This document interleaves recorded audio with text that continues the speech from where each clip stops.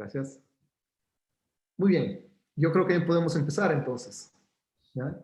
Muy buenas noches a todos y a todas. En nombre del Instituto de Física de la Pontificia Universidad Católica de Chile, les quiero dar la más cordial bienvenida a este nuevo ciclo de charlas de física para las tardes de invierno, en el que 5 destacados investigadores nos acompañarán en un viaje a través de distintas áreas de la física.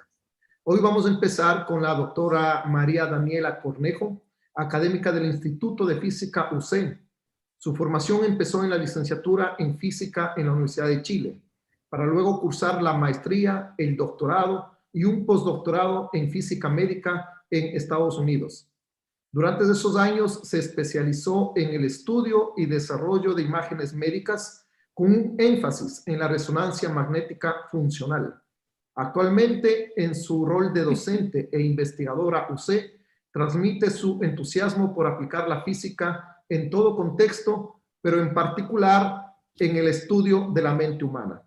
Entonces les dejo con esta interesante charla, explorando nuestra mente con resonancia magnética. Por favor, Daniela, ¿podrías presentar? Excelente, muchas gracias. Lo que voy a hacer entonces es compartir la pantalla. Quizás debería haber hecho esto antes, pero aquí estamos. Aquí está el título de mi charla. Bueno, tengo aquí una hojita con los agradecimientos. Muchas gracias, José, por la introducción. También a Daniela, Carolina y Juan por hacer posible el evento. Y sobre todo a Andrea, profesora Andrea, que nos va a ayudar con las preguntas al final de la charla. Bueno, me alegra mucho poder empezar el ciclo de física para las tardes de invierno 2021 con mi charla Explorando nuestra mente con resonancia magnética. Entonces les cuento de qué se trata. Primero, estoy viendo si ustedes pueden ver los dibujitos, si pueden. Les cuento que existe una variedad de alternativas de imágenes médicas dependiendo del problema clínico que uno quisiera abordar. Y cada una de estas técnicas de imágenes médicas fue desarrollada y se establece en los principios, en algún principio de la física, uno o más, como tengo escrito acá. Por ejemplo, primero voy a poner ese láser. Aquí está. Entonces, por ejemplo, acá tengo una imagen de una radiografía, común para la mayoría de nosotros. El principio de las radiografías son el uso de los rayos X para obtener estas imágenes, como se ven acá.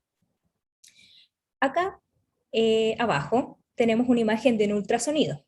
Y el principio físico que usamos para obtener este tipo de imágenes son, de hecho, las ondas mecánicas, distinto a este. También vamos a conversar un poco de una imagen como esta. Esto se llama PET-CT. Y aquí los principios de la física que están involucrados serían primero los rayos X para obtener la imagen del cuerpo y también la radioactividad para obtener estas zonas de alto metabolismo. Por último, en las dos imágenes que nos quedan, las dos son de hecho de resonancia magnética. Las dos están hechas, este corazón acá y el cerebro acá, las dos están hechas con el mismo escáner, solamente que son dos técnicas distintas. Entonces, en la charla de hoy vamos a explorar primero un poco de estas técnicas de imágenes desarrolladas en los principios de la física, para después dejar al último la resonancia magnética, y después vamos a hablar más al final de cómo la resonancia magnética nos está ayudando, de hecho, a entender cómo funciona la mente humana. Una nota aquí es que tengo este símbolo de un átomo que me hace recordar a mí que les tengo que comentar que cada vez que lo vea, estoy queriendo decir que la frase o lo que estoy mostrando involucra mucha física, mucha ciencia detrás, que lamentablemente no voy a poder mostrar toda en esta charla, pero si alguien quiere investigar más, ese es un indicador de que hay mucho que explorar. Avancemos. ¿Qué les parece si empezamos con la radiografía, que es la más común de todas? La física de los rayos X es muy extensa. Cursos completos para estudiar la física de los rayos X, después cursos completos para estudiar las imágenes de rayos X, es muy extenso. Por un lado, está la física del origen de los rayos X, por ejemplo, ¿De dónde sale? ¿Qué es un rayo X? ¿De dónde salen los rayos X? ¿Cómo puedo generar rayos X en una clínica? Todo eso es un área de investigación, por lo que tiene este símbolo para acá, donde se puede investigar más si es de su interés. Y por otro lado, está la interacción de estos rayos X con la materia, otra área de investigación. Bueno, en esta charla nos vamos a centrar en cómo se obtiene la imagen de rayos X primero. Les cuento que los rayos X son un tipo de radiación electromagnética. Pensar ondas de radio, microondas, la luz visible, también son ondas electromagnéticas, que son más familiares para nosotros. Los rayos X son un tipo de radiación electromagnética ionizante. Entonces, aquí de nuevo tenemos el caso en que esa frase, radiación electromagnética ionizante, también es todo un campo de investigación, señalado aquí con el átomo de la ciencia. Bueno, estos rayos X interactúan y atraviesan la materia, ¿ya? Y la capacidad de penetración de estos rayos X en la materia depende de la energía del rayo en cuestión y también de la densidad de la materia. La materia, en este caso, para nuestra charla, sería el cuerpo humano, tejidos humanos. Entonces, esas diferencias se pueden plasmar en una película fotográfica o digitalmente. Entonces, por ejemplo, me puse acá, dibujar aquí. Acá tengo una placa y quiero sacar una radiografía de esta mano. Entonces, a ver, veamos en nuestro esfuerzo de dibujar. ¿Lo lograremos? No lo sé. Ahí. Entonces, en la clínica lo que tengo que tener es una fuente de rayos X aquí y caen los rayos así. El dibujo. Aquí. Entonces, esta es una vista desde arriba. En esta zona de acá caen muchos rayos X, en las zonas oscuras, pero en las zonas un poquito más claras, donde están los huesos, caen menos rayos X, porque acá la densidad de los huesos y la materia que hay acá no permitió que atravesaran todos. Acá tengo una sección en la cual atravesaron, pero un poquito menos, o un poquito más comparado con los huesos, ¿sí? Entonces, es así, obtengo una radiografía de rayos X.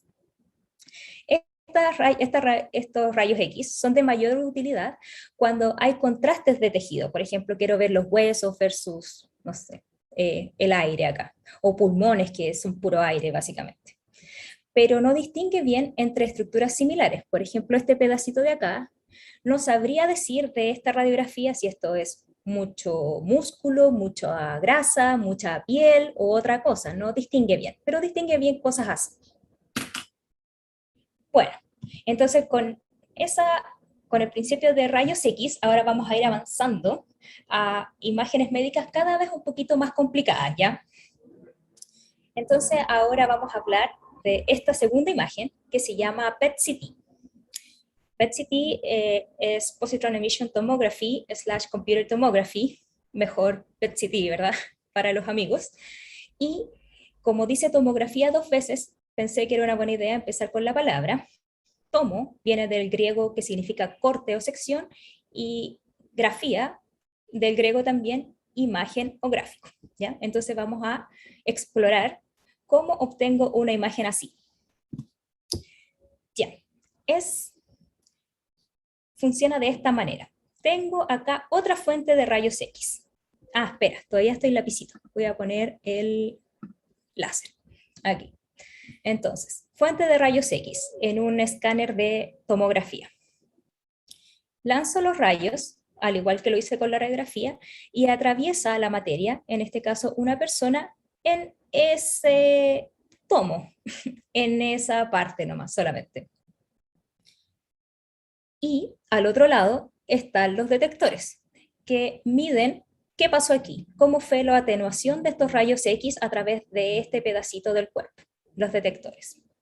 La gracia de la tomografía es que voy a hacer este mismo procedimiento, es decir, rayos pasan por aquí y se detectan en cada ángulo, es decir, la fuente de rayos y también los detectores van a rotar en 360. Entonces, lanzo rayos, detecto en el ángulo 0, después avanzo otro ángulo, lanzo los rayos, detecto, después otro ángulo, y así hasta completar todo el círculo, que es una cosa que se puede ver representada en este lado. Por ejemplo, los puntitos rojos van a ser los rayos X que estoy lanzando. En esta parte el corte va a ser cerca de la cabeza, o sea, el corte va a ser acá, no en el abdomen. Bien, entonces tengo acá los rayos y los lanzo. Los detectores al otro lado ven una distribución.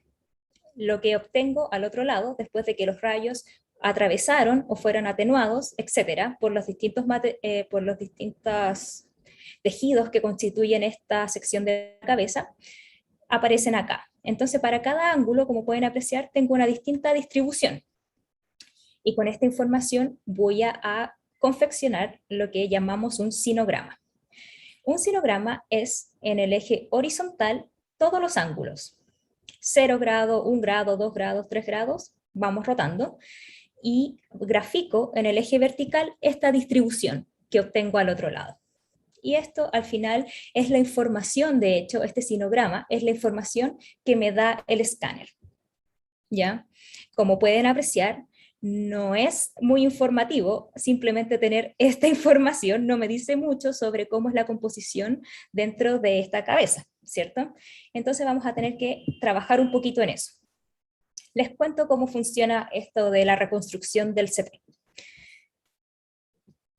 Primero, les cuento que un fantoma, es como para aprender cómo hacemos este tipo de ciencia, un fantoma es un objeto físico, como una pelota o un cilindro, de características conocidas, ¿ya? Y permite el estudio de imágenes médicas. Por ejemplo, aquí tengo este fantoma en particular, que es bien famoso, y esto es una estructura.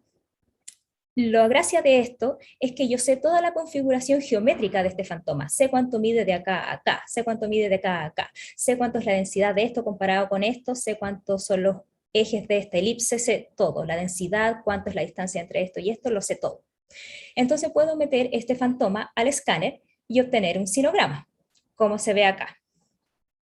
Hacer esto, tomar el fantoma y pasar el sinograma, es algo que hace la máquina de CT, pero matemáticamente esto se conoce como hacer una transformada de radón. O sea, lo puedo hacer con mi escáner, pero también lo puedo hacer matemáticamente. ¿Ya? Es una transformada de radón. Bueno, ahora, ¿qué pasa si quiero ver dentro de una persona? Voy al escáner, la persona está en el escáner y el escáner me va a dar el sinograma, esta cosa, este gráfico que no tiene mayor información, no puedo saber mucho de esto. Entonces lo que tengo que hacer ahora es hacer una transformada de radón inversa, de aquí para allá, y así puedo reconstruir la imagen. Y de esa forma puedo obtener las imágenes dentro del cuerpo humano. Aquí hay una tomografía un poquito más bonita que la anterior. Esta es una sección del cuerpo en el cual yo me imagino están tratando de ver la estructura aquí del corazón en este corte. Yo les recuerdo, soy físico, no médico, pero me da la impresión de que eso es lo que están haciendo. Y como se puede apreciar, en este tipo de imágenes, en tomografía, podemos ver los pulmones en oscuro, el músculo del corazón, el aire de los pulmones, la grasa aquí en los brazos, los músculos de los brazos, los podemos ver también aquí los huesos, como se pueden apreciar acá, todo el contraste. Entonces, con esta pequeña innovación, bueno, no es tan pequeña, de dar vuelta y hacer esta transformada inversa de radón, pasamos de una cosa así, una radiografía simple, a conocer en mucho detalle cómo es el interior del cuerpo humano. ¿Sí? Entonces, un gran avance con respecto a la radiografía, pero con los mismos principios de la física, que son de hecho los rayos X, pero con un poco de ayuda de nuestros amigos los matemáticos, con su transformada y transformada inversa. Puse aquí esto de un poco de ayuda de nuestros amigos matemáticos porque aprendí del profesor Ignacio Espinosa, que de hecho Beatles tuvieron harto que ver en el desarrollo de esta técnica, de estas técnicas de tomografía. Entonces, tarea para la casa, investigar cómo fue que los Beatles aportaron y contribuyeron al desarrollo de esta técnica de imágenes. Gracias, Ignacio. Bueno, en resumidas cuentas, usamos el CT para imágenes de alta resolución, como les contaba, sobre todo de los tejidos blandos. Ahora, ¿qué llevamos? Llevamos rayos X y CT, tomografía computarizada. Entonces nos falta avanzar a la parte que dice positron emission. Veamos qué significa esto, ¿ya? Voy a mirar el tiempo para ver cómo vamos. Hoy se salió. Ya, ahí. Entonces, una tomografía de emisión de positrones tiene varias partes, la verdad, y aquí un esfuerzo en resumirlo, ¿ya? Espero que se entienda. Para hacer un PET-CT, lo primero que tenemos que hacer, de hecho, es inyectar al paciente por vía intravenosa con un radiofármaco, ¿ya? Entonces aquí de nuevo mi símbolo, queriendo decir que la ciencia de los radiofármacos es algo en sí mismo. Físicos, químicos, biólogos, este es un campo en sí mismo, ¿ya? Pero obviamente que no vamos a poder abordar en esta charla. Pero la cosa es inyectar al paciente con un radiofármaco. Elijamos uno, yo elegimos este para hacer el ejemplo. Este radiofármaco de acá es una molécula análoga a la glucosa. El radiofármaco es este, y es una molécula que es casi igual a la glucosa, es como una glucosa falsa. Una de las diferencias, y es que es la más relevante, es que este radiofármaco emite positrones, es decir, es radiactivo. Siempre está emitiendo positrones, ¿ya? Entonces, inyecto a la persona con el radiofármaco, que se comporta como glucosa. En la sangre se distribuye el radiofármaco por todas partes, pero este radiofármaco, que es parecido a la glucosa, se va a las partes del cuerpo que necesitan glucosa, obviamente. Entonces, esas moléculas del radiofármaco se acumulan en zonas donde hay alto metabolismo, porque en las zonas de alto metabolismo necesito más glucosa, entonces el cuerpo manda glucosa para allá, pero yo estoy justo mandando una glucosa un poco falsa que emite estos positrones, ¿ya?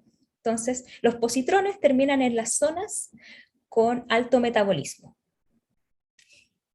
Bien, eso llevamos. Ahora lo que tengo que explicar es cómo conseguimos una imagen de esto, ¿ya? Aquí les adelanto al tiro que estas partes de acá son las partes donde mi glucosa con positrones se acumularon y son las partes con mayor metabolismo. Y también el cerebro que siempre consume mucha glucosa. Pero veamos el asunto de la imagen. Positrones. Entonces, aquí está mi radiofármaco en verde, molécula, que emite positrones. Entonces, en naranjo sale un positrón. A poco andar, se encuentra con un electrón. En el cuerpo humano hay muchos electrones, así que no le va a costar nada encontrar un electrón amigo. Bueno, cada vez que resulta que el positrón es la antipartícula del electrón. Por lo tanto, cuando se encuentran, pasa un fenómeno físico que se llama aniquilación. Se juntan, pierden su masa, se aniquilan y salen dos fotones, uno para cada lado, con un ángulo de 180 acá. Entonces, mi partícula radiofármaco emite positrones. Los positrones, a poco andar, en la cercanía de la partícula, se encuentra con un electrón y se aniquilan soltando dos fotones en estas direcciones. Bien, entonces veamos este fenómeno ahora en nuestro escáner. Aquí está la persona y supongamos que nuestra glucosa falsa, nuestro radiofármaco, se acumuló ahí. Entonces esa zona va a empezar a emitir positrones, ¿ya? Entonces esos positrones se van a aniquilar rápidamente con algún electrón que encuentren por ahí y van a emitir los fotones. Y, por ejemplo, aquí hubo una aniquilación y salió un fotón para acá, un fotón para allá. Aquí hubo otra, un fotón para allá, un fotón para acá. Entonces, este arreglo de detectores que está acá alrededor, tiene la capacidad de medir esos fotones, de capturarlos y también de hacer cuentas y calcular de dónde vinieron esos fotones. Y entonces, de esa manera, el escáner me dice de dónde en el espacio llegaron esos fotones y por lo tanto de dónde en el espacio estaban los positrones y por lo tanto dónde está la glucosa falsa y por último, dónde están las zonas con mayor metabolismo. Y así combino un escáner de CT que me da la estructura del cuerpo con un PET que son estas imágenes con colores brillantes.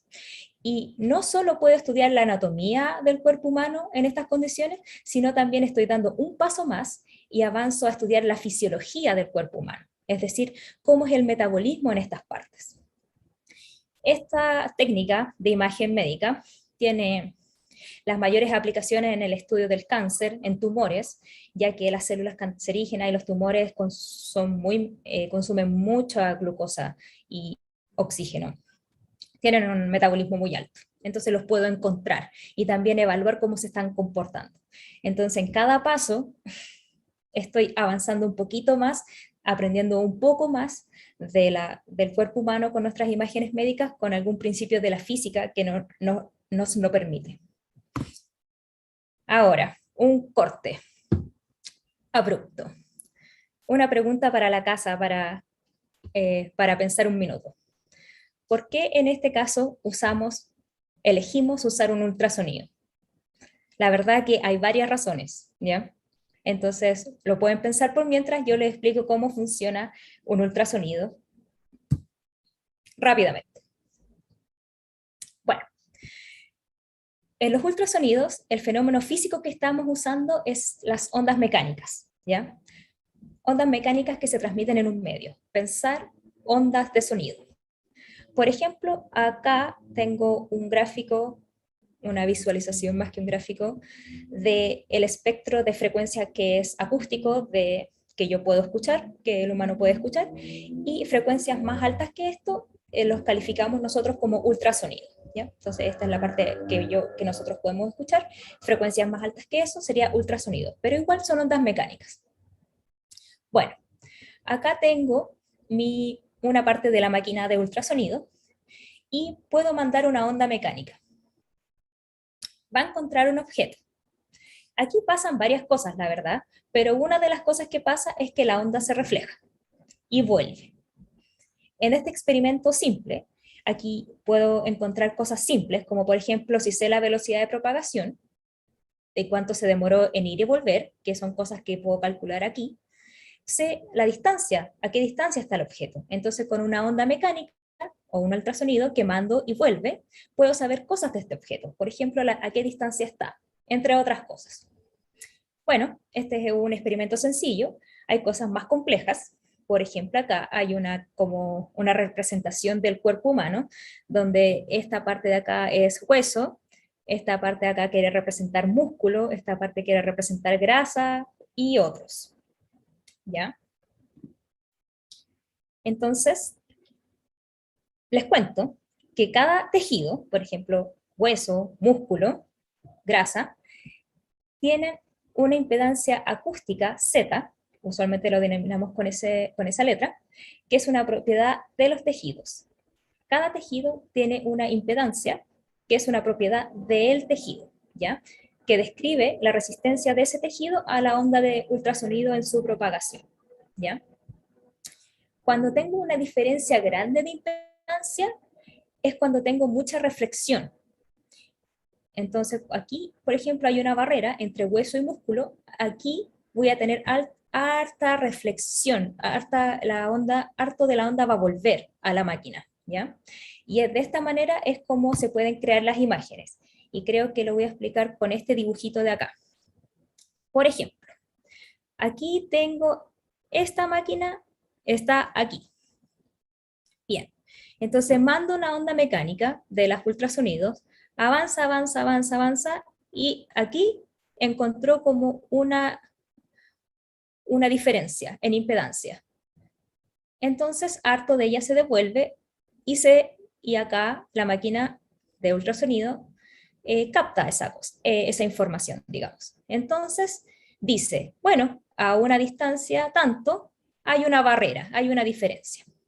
Manda otra, por ejemplo, en la parte verde, va, bueno, aquí alcanzó a pasar, sigue, sigue, sigue, llegó acá y dice, bueno, aquí también hay otra diferencia entre esta sustancia negra y acá esta otra, hay una diferencia de impedancia. Entonces vuelve y la máquina capta esa información. Entonces, si recorro todos los puntitos, voy a poder crear una imagen como esta. Y esto es una versión simplificada de todo, pero eso es más o menos cómo se crea un ultrasonido. Bueno, a la pregunta original, ¿cuándo usamos ultrasonido? Usamos ultrasonido cuando queremos un procedimiento sin radiación, ¿ya? Por ejemplo, para no dañar aquí este pequeño humano por nacer. Otra ventaja del ultrasonido es que es más barato que andar con un CT por la vida y es portable también. De hecho, hay unos chiquititos que parecen un maletín y con la varita. Y también otra cosa buena que no hemos visto antes es que podemos registrar, por ejemplo, el movimiento. Aquí estamos registrando el movimiento en el útero y aquí estamos registrando el movimiento en el corazón. El ultrasonido, como todas estas áreas, es una área completa de investigación en la física médica. Gente se dedica a investigar solo ultrasonido y siempre hay avances. Aquí puse un ejemplo de aquello. Por ejemplo, puedo usar otro principio de la física, que es el efecto Doppler, para distinguir el flujo sanguíneo en el corazón. Igual con un ultrasonido, con la misma máquina, solamente que me pongo un poco más sofisticada y puedo decir cómo es el flujo aquí dentro del corazón. Entonces me imagino que un cardiólogo y un radiólogo se juntan a evaluar qué tan sano está este corazón. Y aquí de nuevo indicando que más principios de la física y de la ciencia nos ayudan a avanzar con las técnicas de imágenes médicas. Bueno, entonces hemos avanzado harto en varias imágenes, ¿cierto? Ultrasonido, rayos X, tomografía y PET. Nos falta entonces la resonancia magnética, que son esas dos imágenes que están ahí. La misma máquina nos permite hacer muchos tipos de imágenes. Aquí hay otro montón de imágenes de resonancia magnética. Y dependiendo de los parámetros que yo le dé al escáner, es la aplicación que yo puedo obtener. Por ejemplo, aquí en esta estoy viendo la estructura del cerebro. Quizás quiero encontrar un tumor o algo así. En esta estoy viendo el flujo aquí de este sistema cardiopulmonar. Quizás estoy tratando de ver si es que hay alguna alteración aquí. Aquí estoy viendo el corazón latiendo. Aquí, esta es una clásica, es una resonancia magnética de la rodilla. Prefiero una resonancia magnética porque puede distinguir bien entre diferentes pequeños aspectos de esta zona que es bien compleja. Y aquí, esta es otra técnica de resonancia en la cual puedo, después de un poco de procesamiento, ver cómo son las fibras musculares en el corazón, como se puede apreciar acá. Entonces, un médico puede evaluar cómo nos está yendo acá con esto. Entonces, pienso que lo que sigue es que yo comente un poco sobre los principios físicos de la resonancia magnética. ¿Ya? Como hablamos de los principios físicos de todas las otras, vamos a detenernos acá en la resonancia magnética. Bueno, el cuerpo humano tiene mucha agua, ustedes saben, H2O, ¿ya? Entonces un oxígeno, dos hidrógenos. Los protones en el átomo de hidrógeno tienen propiedades magnéticas y se comportan como pequeños imanes. Entonces aquí está el cuerpo humano que tiene mucha agua y dentro están estos protones que se comportan como pequeños imanes y le puse aquí unos imanes adentro. Bueno, entonces estos protones están por la vida todos desordenados, preocupados de sus propios asuntos, hasta que en la presencia de un campo magnético, estos pequeños imanes se alinean con el campo. Los protones aquí tienen propiedades magnéticas, pongo un campo magnético en el medio y se alinean con el campo.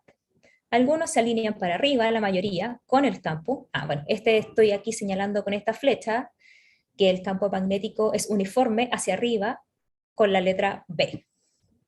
Bueno, entonces aquí los pequeños imanes se alinean con este campo magnético, excepto un par que se alineó para el otro lado. Está bien. Entonces, dado este fenómeno, lo que ocurre es que existe una magnetización neta. Los protones están acá alineados por el campo magnético, produce una magnetización. Bueno, entonces volvamos ahora al resonador. Un resonador, un MRI, es básicamente una bobina grande que genera un campo magnético uniforme adentro. Entonces aquí hay una representación de un MRI y aquí está la persona adentro con ese campo magnético uniforme ahí, ¿ya? En color verde. Entonces va a pasar lo que dijimos. Hay un campo magnético uniforme que va a ordenar estos pequeños imanes y va a generar una magnetización neta. Estos pequeños imanes que están dentro del cuerpo de la persona. ¿Ya? Eso llevamos. Bueno, esto continúa, porque tenemos esta configuración y lo que vamos a hacer ahora es enviar una radiofrecuencia con la misma máquina que produce este campo magnético uniforme. Ahora le voy a decir que por favor mande una radiofrecuencia, es decir, una onda electromagnética, y esto le va a cambiar la energía a los pequeños imanes. Entonces, al principio teníamos esta situación, campo magnético, magnetización de los pequeños imanes, mando la onda de radiofrecuencia y en una simplificación lo que va a pasar es que la dirección de la magnetización se va a mover, ¿ya? Nosotros estamos acostumbrados a decir que la magnetización cae al plano transversal. Lo decimos así a diario, todos los días, pero sí, es muy coloquial para nosotros decir eso, pero lo que estamos haciendo con esta radiofrecuencia es cambiar la dirección de la magnetización. Eso es más general. Bueno, después de que la radiofrecuencia hizo esto, no hay más radiofrecuencia, entonces los pequeños imanes van a querer volver a su estado normal de magnetización como lo tenía antes de la radiofrecuencia. Entonces le hice esto, pero después van a querer volver, no les gusta estar así, les gusta más estar alineados, ¿ya? El tiempo que se demoran los pequeños imanes en volver a su condición original, después de la radiofrecuencia, está dado por los tiempos T1, T2 y T2 estrella, que son propiedades intrínsecas de los tejidos. Es decir, cada tejido, por ejemplo, grasa, músculo, no sé, corazón es como músculo, músculo, hígado, materia gris en el cerebro, materia blanca en el cerebro, tienen diferentes tiempos intrínsecos en los cuales la magnetización vuelve a su estado original, ¿ya? Eso es lo que nos hace, esa gracia es lo que nos va a permitir hacer una imagen ahora. Bueno, radiofrecuencia. Cae, la magnetización se mueve. La magnetización quiere volver a su estado original después de la radiofrecuencia y la señal que recibe el resonador de vuelta, señal S, es la única ecuación que vamos a tener hoy día, tiene que ver con la magnetización inicial que tenía y estos tiempos T1 y T2, que son una propiedad, como les decía, de cada tejido. Cada tejido tiene su propio T1 y T2. Los tiempos eco y repetición son parámetros del escáner, ¿ya? No es muy relevante en este momento. Ya, ese es el principio muy resumido de la resonancia magnética, pero lo que necesitamos saber ahora es cómo hago una imagen. Una imagen. Esta es una imagen de resonancia magnética. Entonces lo primero que tengo que hacer, de hecho, es una grilla. Así. Y este proceso es muy complejo, la verdad. Con los gradientes del escáner, esto podría ser varias charlas, la verdad. Pero hago una grilla y elijo un lugar. Por ejemplo, este cubito, que usualmente el cubito nosotros lo llamamos píxel o voxel, pero es esa parte, es esa sección del cerebro. Entonces hago la grilla y con la señal que recibo de vuelta puedo saber, bueno, cuánto vale T1, T2 o T2 estrella en ese cubito, en ese lugar. Y con esas diferencias, de nuevo, creo la imagen. Entonces este cubito T1 valía 10, en este cubito 10.5, en este cubito 0.5, en este cubito 0, y así. Entonces relleno todos los cubitos y puedo obtener una imagen del cerebro de esta manera. Esta imagen en particular que les estoy mostrando es una que se llama T1 weighted, porque lo que estoy mostrando de hecho es cuántos son los valores T1 en el cerebro. Entonces aquí blanco, T1 grande, oscuro, T1 pequeño, ¿ya? Para cada píxel. Bueno, entonces como les contaba, en esa foto anterior estaba tratando de representar los valores de T1 en el cerebro. Pero si destaco cualquier otra propiedad del tejido, puedo obtener otro tipo de imagen en la misma resonador, en la misma resonancia magnética. Entonces me parece que es una buena idea ahora pasar a la resonancia magnética del cerebro. Bueno, la resonancia magnética funcional, en sus siglas en inglés fMRI, es el estudio de la estructura, estoy sacando, no, a ver, no funciona. Es el estudio de la estructura y función cerebral usando imágenes obtenidas con un resonador, con un MRI. Veamos qué tenemos en la figura. En esta columna tenemos una persona, un paciente que está sano, no sabemos de ninguna condición que tenga de enfermedad. En la segunda columna tenemos un paciente que sabemos que tiene Alzheimer's, ¿ya?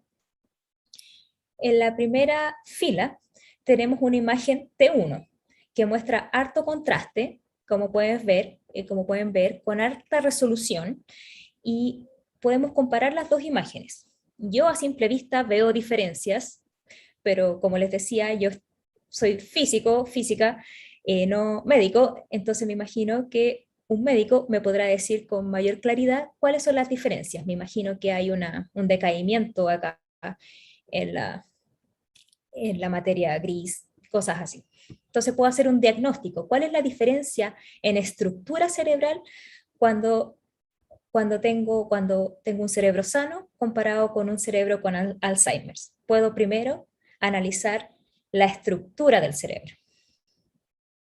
Otra cosa que puedo hacer es analizar cómo es la actividad cerebral, ¿ya? Igual con resonancia magnética.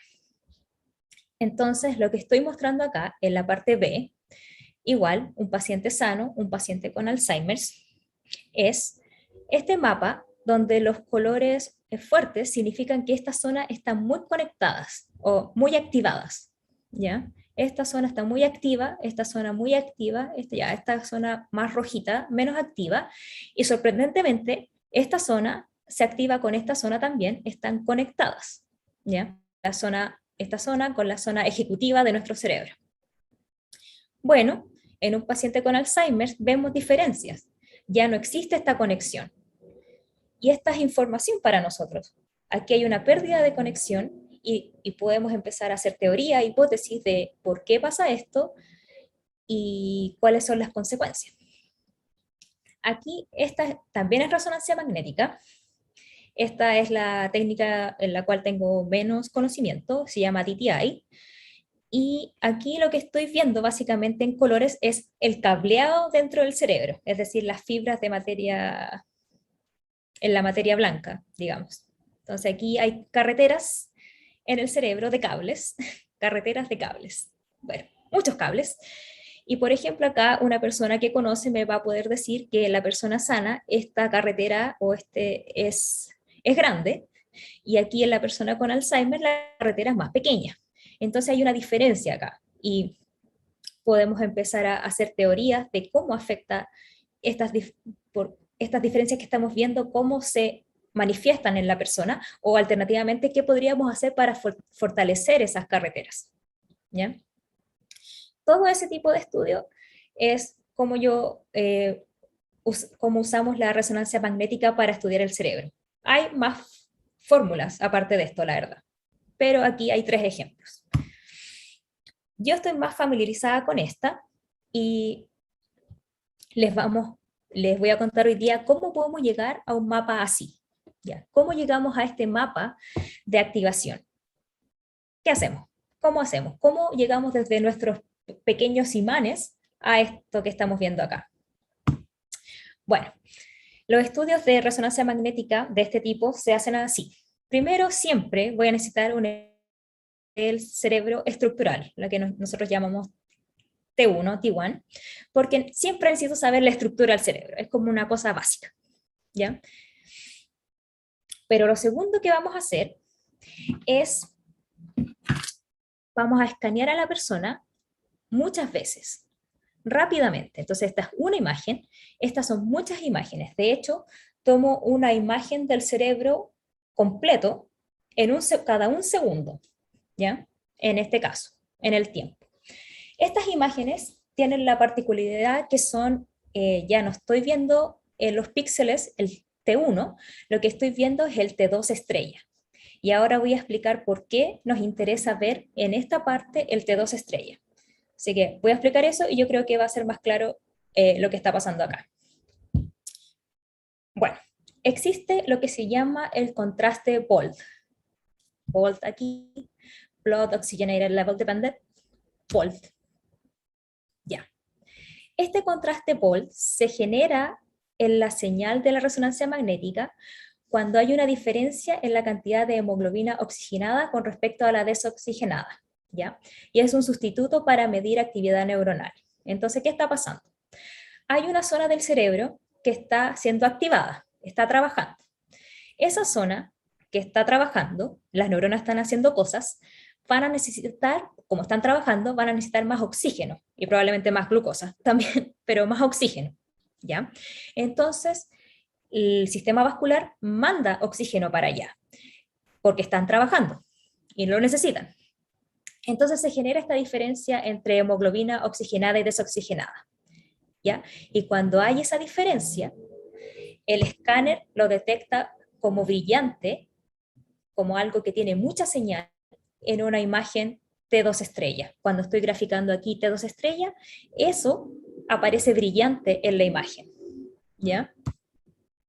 Entonces, ¿qué hago? Elijo uno de los voxeles acá, o un lugar del cerebro, y mido ese contraste BOLD, ese T2 estrella. Entonces, esa señal va a subir, bajar en el tiempo. Por eso tengo que escanear cada un segundo todo el cerebro. En un voxel, en un lugar particular, la señal subirá, bajará, sube, baja, y cuando hay más señal, eso significa actividad neuronal, ¿ya? Y así es como medimos la actividad neuronal. No la estamos midiendo exactamente, estamos haciendo un truco con la hemoglobina y todo eso, pero está funcionando lo suficientemente bien hasta el momento, ¿ya? Entonces, vamos a avanzar para llegar a los mapas. Lo prometo. Hay dos tipos de resonancia magnética funcional. Una se llama resting state y otra se llama task-based. Entonces vamos a empezar con la task-based porque es la más fácil de explicar. Entonces el paciente está en el escáner. Ahí está. Y lo estoy escaneando con esta secuencia BOLD o T2 estrella para capturar esta actividad neuronal. Al mismo tiempo, le voy a decir al paciente que haga alguna tarea cognitiva. Puede ser mover los dedos, ver imágenes, resolver problemas matemáticos, pensar en algo, alguna tarea. Una tarea simple que hacer en el escáner es decir, paciente, durante 5 segundos haga así. Después 5 segundos más, haga así. Mueva los dedos, así. Después 5 segundos, nada, así. Después otros 5 segundos, mueva dedos. Y así. Entonces, dado todas estas condiciones, lo que hago con las imágenes es lo siguiente. Uno pregunta, estadísticamente obviamente, ¿cuál de los voxeles en nuestro cerebro, la señal de estos voxeles, está siguiendo más o menos cercano esta estructura? Nada arriba, nada arriba, nada arriba. Entonces estoy buscando cuáles de estos voxeles tienen una señal tal que hagan nada arriba, nada arriba, nada arriba. Bueno, y si encuentro uno, por ejemplo este voxel J, que hace nada arriba, no perfecto, pero más o menos, lo que estoy diciendo, lo que voy a decir entonces es que este voxel acá está siendo activado por la tarea, está siendo activado por este asunto de mover los dedos. Todos los voxeles activos van a constituir un mapa de activación, dado la tarea. Entonces, en este caso bien particular, de mover los dedos, estoy activando obviamente la corteza motora, aquí en esta imagen. Gracias a Dios, porque si se activara otra cosa sería un problema. Bueno, otra técnica es la que llamamos resting state. En este caso es el mismo protocolo, solamente que voy a poner al paciente en el escáner y no le voy a dar ningún tipo de tarea cognitiva. Solamente queda ahí, tienes que estar ahí, por favor, no te duermas. O sea, créanlo o no, gente se duerme en el escáner, lo cual me parece insólito con todo el ruido. Y simplemente tiene que estar ahí en reposo, por eso se llama resting state. Bueno, aquí no, obviamente no hay ninguna tarea cognitiva, pero obviamente el cerebro sigue funcionando y sigue habiendo actividad neuronal y por lo tanto señal. Entonces lo que voy a hacer en este caso es tomar algún voxel semilla que tiene algún tipo de señal, porque el cerebro sigue funcionando, y voy a preguntar estadísticamente, ¿habrá algún otro voxel que haga una cosa parecida a este? Y por ejemplo, aquí encontramos este voxel J que efectivamente hace una cosa parecida en la señal, en su actividad. Entonces nosotros decimos que esos dos voxeles están funcionalmente conectados, porque hacen lo mismo. Esos dos voxeles están conectados y de esa manera puedo obtener un mapa de conectividad, ¿ya? Que es aquí en unos dibujitos un poquito más sofisticados. Estos son los mapas de conectividad cuando estamos en el estado resting state. Entonces, con un examen sencillo, la persona está en el escáner de 5 a 10 minutos, puedo obtener todos estos mapas de sus redes neuronales de la corteza visual, la red de la audición, la red motora, otra visual, y también esta otra, que voy a hablar un poco a continuación. Este resultado de encontrar las redes neuronales sin ningún tipo de tarea fue de gran impacto y una tremenda sorpresa. Se pueden encontrar estas de una manera sencilla y sin ninguna tarea, como ya les había dicho. Me estoy repitiendo un poco porque no sé a dónde voy en las diapositivas. Aquí me enchufé. Bueno, entonces, otra cosa sorprendente que pasó fue que encontraron esta otra red neuronal que se llama Default Mode Network, ¿ya? Este es un resultado súper importante en esta área de investigación. Cuando la persona está en reposo, sin hacer ninguna tarea cognitiva explícita, aparece esta red neuronal que se llama Default. Como les explicaba, solo aparece cuando la persona está en reposo, sin hacer ninguna otra tarea cognitiva. Y de hecho sabemos que se apaga cuando la persona empieza a hacer otra cosa, ¿ya? Si empieza a hacer la cosa con la mano, se apaga la Default Mode Network y empiezan a andar las otras redes, ¿ya?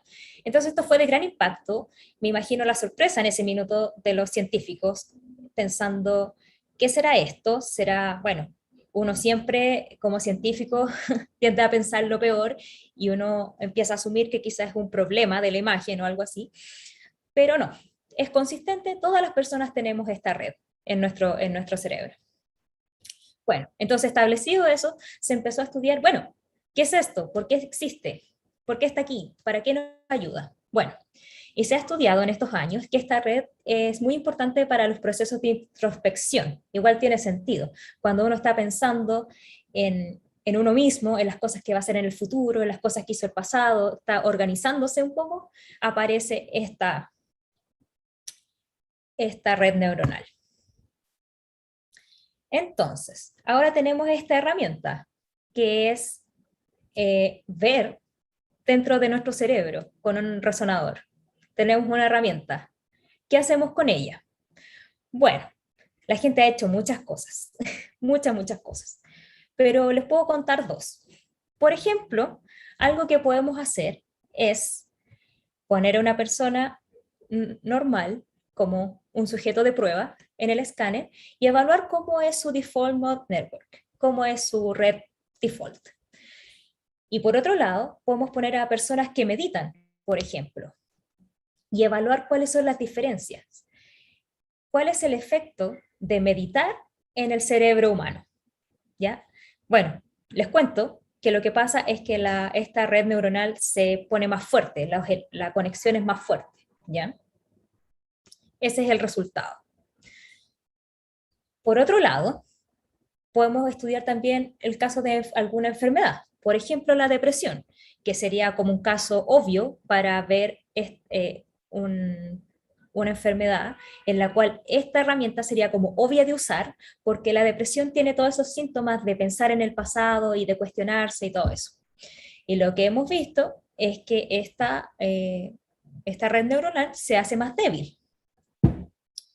Entonces, uno puede empezar a sacar algunas conclusiones sobre eso. Bueno, si en depresión la red es más débil, si doy fármacos, por ejemplo, la estoy mejorando su conectividad, llevándola a un lugar más sano, o alternativamente, si las personas con depresión las pongo a meditar, ¿ayuda?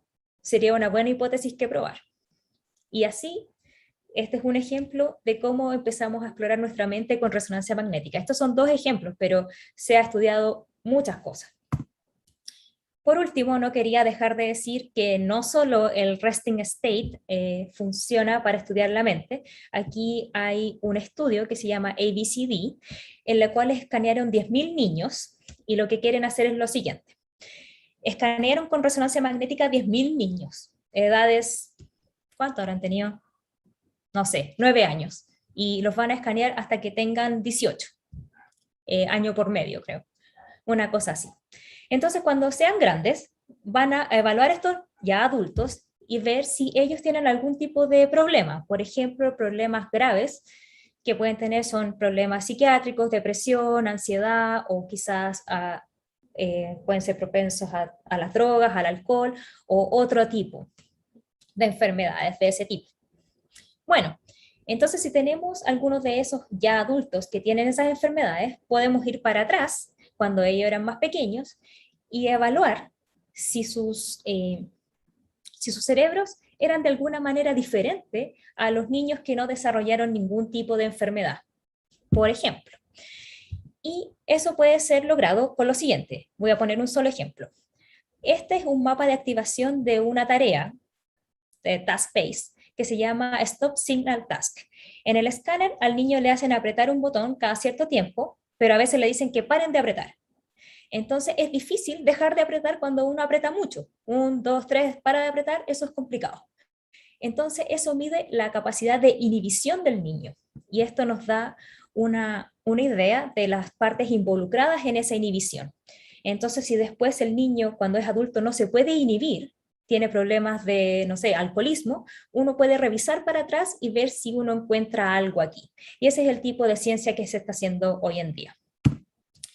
Bueno, esta es la última que tengo, la última figurita que tengo. Nosotros físicos aportamos de muchas maneras a este tipo de investigación, pero si lo pudiera resumir en algo, sería en mejorar la obtención de la señal y mitigar las perturbaciones de esta. Y creo que eso es todo lo que voy a decir en este momento, porque si no me voy a alargar mucho. Así que muchas gracias por su atención y Andrea, nos vemos en las preguntas. Muchas gracias, Daniela, por esta interesante charla de las imágenes producidas por diferentes mecanismos físicos y cómo ayudan a entender un poco mejor el cuerpo humano y la salud de los seres vivos. Entonces, vamos a dar paso a preguntas que estará encargado por Andrea y según el tiempo, más preguntas que puedan hacer en vivo. Muchas gracias. A ver, Andrea, está muteado.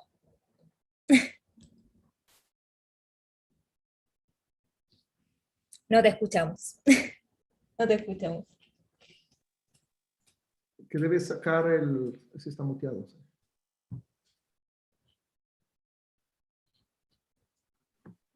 Gracias, no tenía los derechos para activar el audio, por eso no podía hablar.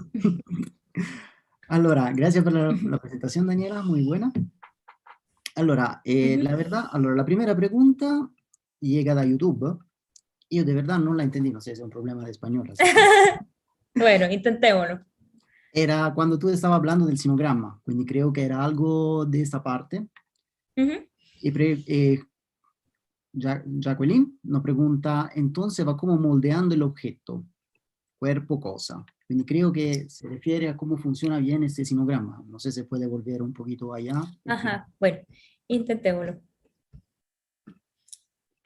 Ah, ¿cómo puedo volver fácilmente? No lo sé. ¿Qué hacemos? Es como que me está odiando. Creo que tengo que apretar ahí, descartar eso y volver al sinograma.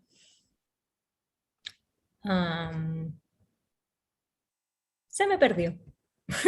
No, no lo encuentro. Creo que es este. Claro, moldeando el cuerpo. Un poco, claro.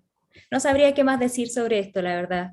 Estos rayos simplemente los lanzo y al otro lado veo cómo se atenúa dado este objeto de acá y obtengo acá. Entonces para cada ángulo veo esta distribución de atenuación. Eso diría sobre esto. ¿Es como ir moldeando el objeto? Yo diría que sí, es como ir moldeando el objeto, pero de una manera muy compleja, por lo que después necesitamos a los matemáticos para que nos ayuden a devolvernos al objeto que queremos. Pero moldear sería como una palabra a utilizar, me parece bien. Okay. Y la segunda, había también un otro grupo de preguntas que llegaron al mismo tiempo, cuando estaba hablando de cómo funcionaba la resonancia magnética. Sí, qué miedo. Diciamo, Es muy complejo. sí, tenían curiosidad por qué no todos los protones se alinean, se puede usar sobre cualquier material. Y ya que llegaron varias preguntas al mismo tiempo, quizás se puede volver a explicar bien eso.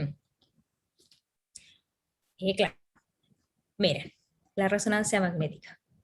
Este asunto de los aliens, claro, qué complejo, porque yo estudié esto hace más de 10 años y ahora veo más que nada las imágenes del cerebro y todo eso. Pero, ¿cuáles eran las preguntas, Andrea? Se me olvidó. Varios preguntaron por qué no todos los protones se alinean. Por ejemplo, acá en el dibujito hay uno que, algunos que se Claro, alinean, hay unos que... si se puede usar para todos los materiales o órganos, algo de Ajá. eso. Claro, se puede para, sí, todos los materiales, claro, todos los materiales sirven en este caso, excepto los que son metálicos.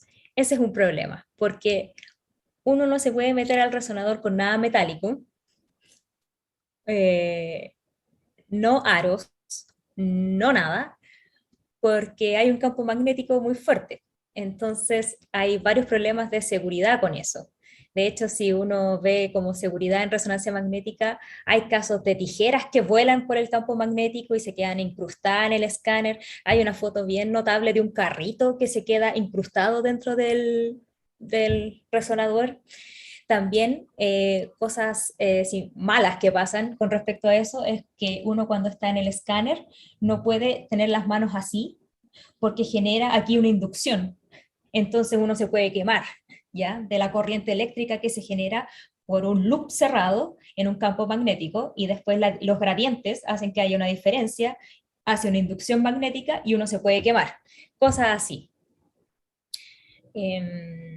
Bueno, la verdad, claro, este asunto de por qué algunos están para el otro lado es una cosa de energía, pero no de la energía de los espines, pero realmente no recuerdo todos los detalles en este minuto. Oye, una otra pregunta, esta creo sea bastante técnica y rápida. ¿Para el contraste bold es necesario el yodo?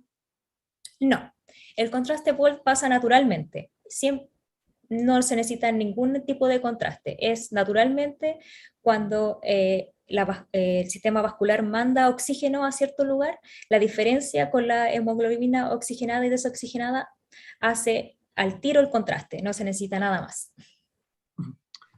Y hay dos preguntas similares. Diciamo, ¿cuáles son las dificultades en el mitigar las perturbaciones de los señales y cuáles son la principal fuente de perturbación en una resonancia magnética? Ya, ya, lo saqué, está bien. Qué excelente pregunta. Bueno, en la resonancia magnética, en la resonancia magnética, lo peor que a uno le puede pasar es que el paciente se mueva. Es un desastre, ¿ya? No sé, todavía estaré compartiendo pantalla, sí. Sí. Entonces, por ejemplo, acá tenemos de hecho un videíto de aquí la persona que la estaba escaneando y se movió en la mitad, como que estaba en el resonador y de repente la gente de hecho tiende a hacer este movimiento más que ningún otro, este movimiento de como decir sí en el escáner del cerebro. Entonces, como pueden ver, uno escanea por tajadas, por tomos, y cuando se mueven, se desalinean todas, porque yo tenía un orden para escanear y si la persona se movió, como que me arruina todo mi sistema, mi orden de escaneo, y es realmente lo peor que a uno le puede pasar. Se destruye toda la información. Y realmente una de las cosas que hacemos nosotros los físicos es tratar de modelar este problema para poder solucionarlo. Es una de las mayores áreas de investigación, de hecho, para nosotros físicos. Ok. Eh, ¿Tiene algún efecto negativo la exposición a la resonancia magnética a largo tiempo? No que nosotros sepamos. Exacto, hasta ahora. Les cuento. Les cuento si descubrimos algo, pero hasta el momento no que nosotros sepamos.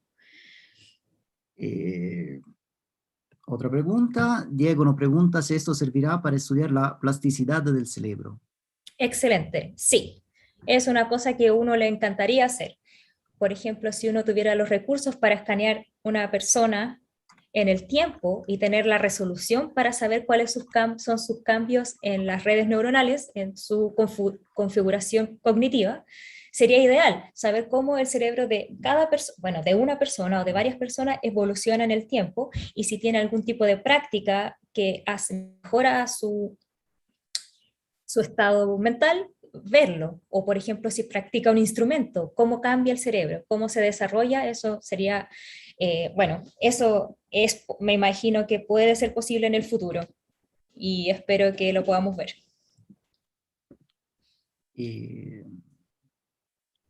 No sé cómo vamos con los tiempos. Una última pregunta, ¿cómo Claro, funciona? una última pregunta para cumplir la hora, quizás, no sé qué era.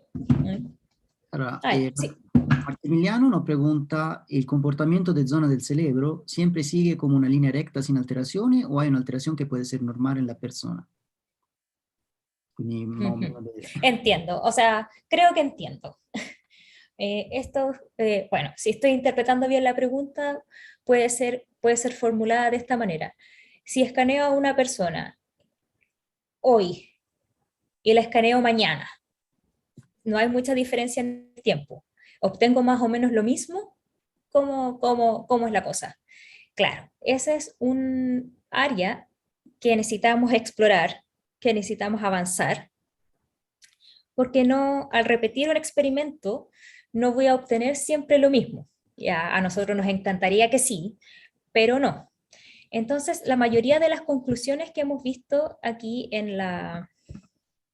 por ejemplo, en esto, en el estudio, por ejemplo, de la activación con alguna tarea, estos son promedios de muchos niños, de muchas personas, porque así puedo hacer el promedio y tratar de como eliminar esos cambios del día a día o persona a persona. Siempre uno en este tipo de estudio está luchando contra esas variaciones que no tienen que ver con el fenómeno que estoy buscando. Entonces, una solución es hacer un promedio y escanear a mucha gente o a la misma persona varias veces y así puedo eliminar esas pequeñas diferencias que me imagino que es a lo que se refiere la pregunta. No estoy 100% segura, pero ojalá sea eso. E allora se te puedo robar otro último 2 minutos con la última dos preguntas. Porque de Bueno, verdad, varios preguntaron cómo, por qué quisiste ser físico y cómo empezaste a trabajar en eso. Así que quizás me parece una buena pregunta para terminar. ¿Cómo quisiste ver físico? Siempre tengo esta historia, ¿Y cómo te metiste en esto de la resonancia? pero, pero va a quedar en el internet para siempre. Bueno, porque, claro, como en la página de YouTube. En fin, no sé, siempre me interesaron las cosas científicas cuando, cuando era adolescente, qué sé yo, me interesaba más el área como de la aviación y las cosas de la astrocosas. Quería, como todo el mundo quizás quería ser astronauta, no sé, bueno, en fin. La cosa es que siempre me gustaron las ciencias, entré a física por esa razón, y dentro de física me fue gustando más la cosa, las materias, los cursos que tenían más que ver con una cosa más cotidiana, o como que yo sentía que tenía que hacer básicamente lo que estoy diciendo, o lo que quiero decir, es que quería hacer algún tipo de física aplicada, aplicada a algo, no muy teórica, simplemente aplicada a algo. Y bueno, entonces ya como en tercer, cuarto año empecé a familiarizarme con la física médica, que es la aplicación de la física a problemas médicos, pero en ese caso en general a radioterapia, al tratamiento del cáncer. Y bueno, fui a Estados Unidos queriendo estudiar este tipo de cosas, y realmente en los primeros años tuve varios cursos introductorios, y ahí la resonancia magnética y los métodos de imágenes ahí me cautivaron, y seguí avanzando en esa senda hasta el día de hoy. Fue una cosa así, una cosa así. Pero el interés y la curiosidad siempre estuvo ahí. Muy bien. Bueno, Muchísimas gracias nuevamente, uh-huh, Daniela, por tu presentación. Muchísimas gracias a todos los que nos acompañaron, y les invito a que nos acompañen en la próxima charla, que se hablará sí, sobre las alternativas al Big Bang, ¿no? Entonces, les mm, esperamos la próxima vez y nos despedimos cordialmente de todos ustedes. Gracias. sí. Muchas gracias, José.